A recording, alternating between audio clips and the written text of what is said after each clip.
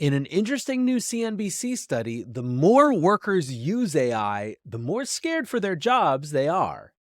Welcome back to the AI Breakdown Brief, all the AI headline news you need in around 5 minutes. Well, friends, you can tell it is that dead week before Christmas and New Year's because the flow of AI stories is, I will admit, going to something of a trickle. Of course, just wait for OpenAI to drop 4.5 at the last minute, probably right after I've tried to hang up the microphone for a nice little break. Anyways, today we are starting with a new survey from CNBC, which I have to say deeply resonates.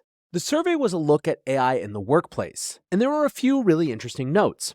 First is that people who use AI definitely reported helping their productivity. 72% of people who use AI say that it has made them more productive. When it comes to the generational breakdown of who is actually using AI, it's pretty much cut along age lines. 37% of Gen Zers have used AI in the workplace, 35% of millennials, versus 25% of Gen Xers and 17% of baby boomers. Now, interestingly, when it comes to different ethnic groups, white workers are actually the lowest group with only 23% of workers having used AI at the workplace, as opposed to 36% of Hispanic workers, 38% of Black workers, and 41% of Asian employees. Overall, there's definitely concern around AI in the workplace. 42% of employees overall say they're concerned about how AI may impact their jobs. 38% of managers are very or somewhat concerned, and 44% of individual employees are very or somewhat concerned. People who make the least are the most concerned in general.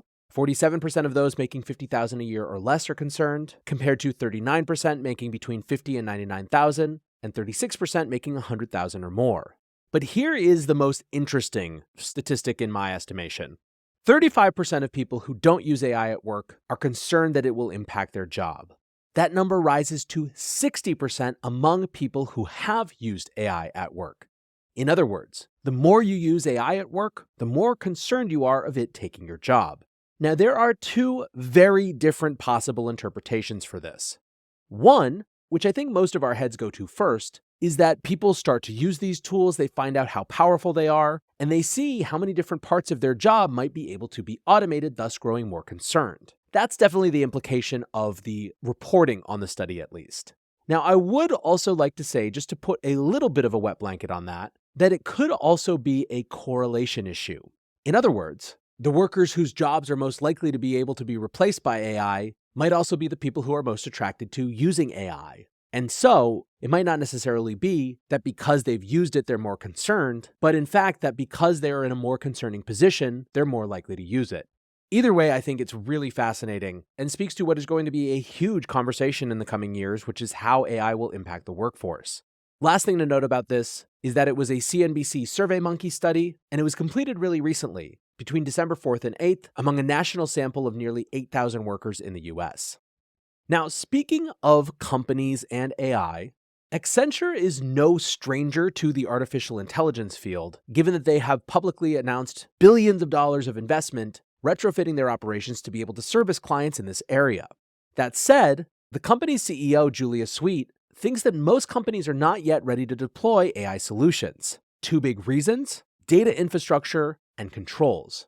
On the data infrastructure side, she said, the thing that is going to hold it back, though, is most companies do not have mature data capabilities, and if you can't use your data, you can't use AI. Basically, what Sweet is saying is that one of the biggest ways that AI can be useful for a company is when it's unleashed on that company's data. However, if that data isn't organized, if it isn't set up to be used easily, that limits the value that you can get from that use case for AI. Now, the other big area that she says will hold people back is around safety controls and risk. She said, we're still at the stage where most CEOs, asked if there is someone in their organization who can tell them where AI is being used, what the risks are, and how they're being mitigated, the answer is still no. There is a gap between saying you're committed to responsible AI and having the programs that allow it to be real on the ground. Now, all of that said, it's very clear that Sweet and Accenture continue to be bullish. Indeed, when it comes to that gap that she just mentioned, she said, the good news is that people are not trying to leap over the gap. They're being careful in the rollout, and so it does limit in the short term some of the scaling opportunities. She also said, in 3 to 5 years, we expect this to be a big part of our business. Overall, Accenture reported a huge jump in generative AI bookings. In the 3 months leading to November 30th, they saw $450 million in revenue from generative AI projects, as opposed to just $300 million over the previous 6 months. That 3-month period was 50% higher, in other words, than the previous 6 before it. Now, as the Financial Times points out, that's still peanuts compared to their overall revenue of $64 billion annually, but it certainly shows the trajectory. Now, one of the concerns that some of those companies might have is around privacy.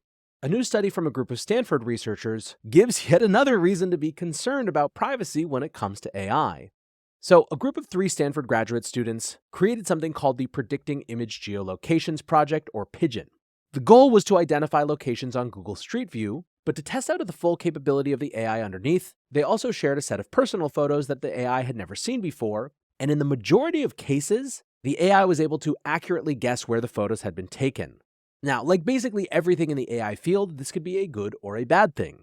An NPR article points out 2 positive use cases as helping people identify the locations in old snapshots from relatives, or allowing field biologists to conduct rapid surveys of entire regions for invasive plant species. However, the surveillance implications, the negative surveillance implications, I should say, are also fairly clear as well. Now, part of the reason that this is making news is that there's actually a whole sub-community of people who like trying to figure out where photos were taken or videos were taken with just minimal information.